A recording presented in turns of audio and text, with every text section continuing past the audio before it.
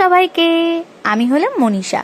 Unscripted Manisha চ্যানেলে তোমাদের সবাইকে ওয়েলকাম।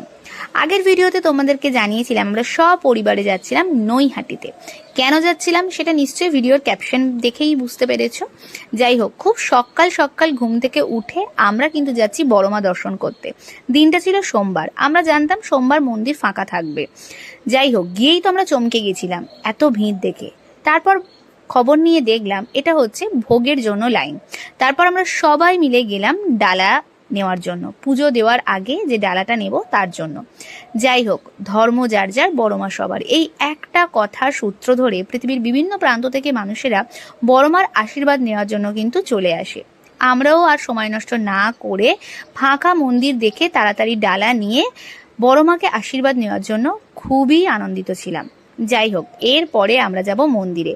কখনো ভাবতে পারি না যে এত ফাঁকাই আমরা বড়মা দর্শন করতে পারবো। সত্যি নিজেদেরকে খুব ভাগ্যবতী বলে মনে করি, কারণ সবাই চেষ্টা করলেও সবসময় বড়মা দর্শন করতে পারে না। আমরা খুব সুন্দরভাবে পুজো দিয়েছিলাম, খুব ভালোভাবে ঠাকুর দর্শন করেছিলাম। জানি ছবি তোলা, ভিডিও করা এগুলো অ্যালাউ না, কিন্তু যাই হোক, আসবো এত দূর থেকে আর একটু ফটো নেব না, মায়ের ভিডিও নেব না, তা বললে কি হয়? এটা মায়ের জন্য কোনো একটা ভোগ বা প্রসাদ যাচ্ছিল, আমার ঠিক জানা ছিল না। যাই হোক, আমরা সবাই মিলে খুব ভালোভাবে পুজো দিয়েছি। আশা করি তোমাদের ভিডিওটা ভালো লাগবে। ভালো লাগলে লাইক করো, কমেন্ট করো, শেয়ার করো, সাবস্ক্রাইব করো। এটা আমার নতুন চ্যানেল, তোমাদের হাত ধরে আমি যাতে এগিয়ে যেতে পারি তোমরা সেই উইশটাই করো। তোমরা কারা কারা বড়মার কাছে পুজো দিয়েছো সেটা কিন্তু কমেন্টে ভুলো না, আর কোন কোন দিন তোমরা ফাঁকা পেয়েছো সেটাও জানাতে ভুলো না। যাই হোক, নৈহাটিতে দ্বীপের বাড়ি বলে আমাদের কাছে পুজো দেওয়াটা খুব সহজ হয়ে গেছিল।